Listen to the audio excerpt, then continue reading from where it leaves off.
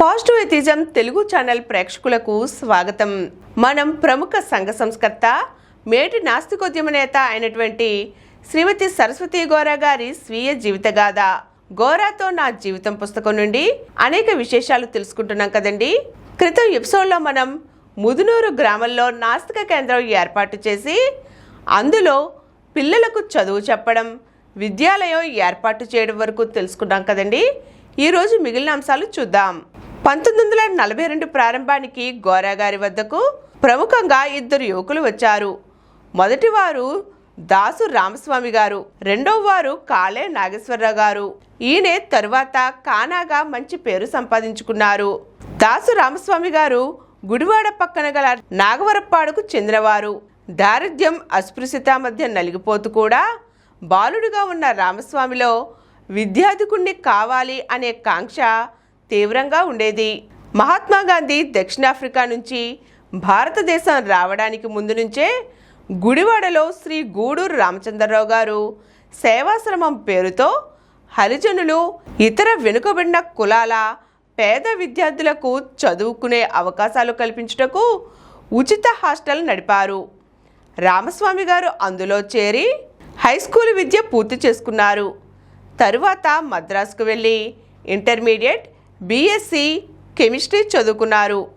బీఎస్సీలో మద్రాసు విశ్వవిద్యాలయానికి యూనివర్సిటీకి ఫస్టుగా వచ్చి గోల్డ్ మెడల్ సాధించారు. 1940లో చెన్నపురి ఆంధ్ర మహాసభ రజతోత్సవాలు జరిగినప్పుడు అందులో గోరా గారిని నాస్తికత్వం మీద మాట్లాడమని ఆహ్వానించారు. కానీ కొంతమంది సభికులు గోరా గారిని మాట్లాడనివ్వకుండా చాలా అడ్డు తగిలారు. చివరకు టంగుటూరి ప్రకాశం గారు, బులుసు సాంబమూర్తి గారు ఇతరులు కలుగజేసుకొని గోరా గారిని నాస్తికత్వం మీద మాట్లాడనివ్వకపోతే అది ఆస్తికులు అసహనాన్ని, మౌఢ్యాన్ని తెలుపుతుంది కానీ సత్య శోధన దృష్టిని తెలుపదని తీవ్రంగా హెచ్చరించారు. అప్పుడు ఆ సభలో ఉన్న రామస్వామి గారు కృష్ణా, గుంటూరు జిల్లాలకు చెందిన మరికొంతమంది విద్యార్థులు గోరా గారికి అండగా నిలబడి గోరా గారిని మాట్లాడనివ్వాలి అని వత్తాసు పలికారు. అలా ప్రారంభమైన పరిచయం ఆ సభ అనంతరం మద్రాసులోని వివిధ విద్యార్థుల హాస్టల్లో గోరా గారి చేత నాస్తికత్వం మీద ఉపన్యాసాలు ఏర్పరచడంతో రామస్వామి గారు గోరా గారికి చాలా సన్నిహితులయ్యారు. మతం అంగీకారంతో కొనసాగుతూ వస్తున్న కుల వ్యవస్థని, అస్పృశ్యతని గోరా గారు వ్యతిరేకించడం, కులరహిత, మౌఢ్యరహిత, వివేకయుక్త సమసమాజ నిర్మాణం నాస్తికత్వంగా గోరా గారి కృషిగా రామస్వామి గారు అర్థం చేసుకోవడంతో తన విశ్వవిద్యాలయ చదువు అయిపోగానే గోరా గారితో కలిసి పని చెయ్యాలనే నిర్ణయానికి వచ్చారు. ఈలోగా నాగవరప్పాడు వచ్చినప్పుడల్లా ముదునూరు వస్తూ ఉండేవారు. ఆయన మొగ్గు ఎక్కువగా మహాత్మా గాంధీ వైపు, దేశ స్వాతంత్ర్యం వైపు ఉన్న ఆంధ్రదేశంలోని అంబేద్కర్ అనుయాయులు ఆయనను అంబేద్కర్ బాటలోకి మళ్లించాలని చాలా ప్రయత్నం చేశారు. ఆయనను ఇంగ్లాండ్ పంపించి ఐసీఎస్ చేయిస్తామని చాలా ఒత్తిడి తీసుకున్నారు. కానీ బీఎస్సీ అయిపోగానే లక్నో విశ్వవిద్యాలయం వెళ్ళి కెమిస్ట్రీలో ఎంఎస్సీ చేయాలనుకున్నారు.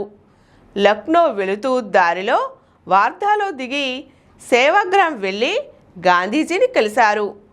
1942 ఏప్రిల్ మధ్యలో గాంధీజీ రామస్వామి గారితో చదువు ఎప్పుడైనా చదువుకోవచ్చు, ముందు దేశం కోసం పనిచేయమని చెప్పారు. గాంధీజీ సలహా ప్రభావంతో రామస్వామి గారు లక్నో ప్రయాణం మానివేశారు. అయితే గాంధీజీ రామస్వామి గారిని సేవాగ్రామ్ ఆశ్రమంలో ఉండమన్నారు. అందుకు రామస్వామి గారు అంగీకరించక ముదునూరు వెళ్ళి గోరా గారితో కలిసి పనిచేస్తాను అని అన్నారు. గాంధీజీకి చాలా ఆశ్చర్యం వేసింది. రామస్వామి గారు గాంధీజీకి ఆయన ఆకర్షింపబడిన నాస్తికత్వం గురించి, కులరాహిత్యం గురించి, అస్పృశ్యత నిర్మూలన గురించి, వీటిలో గోరా గారి ఆచరణ గురించి వివరించారు. గాంధీజీ రామస్వామి గారిని ముదునూరు వెళ్ళమని ప్రోత్సహించి తరచూ తనకు అక్కడ చేసే కార్యక్రమాల వివరాలు వ్రాస్తూ ఉండమన్నారు.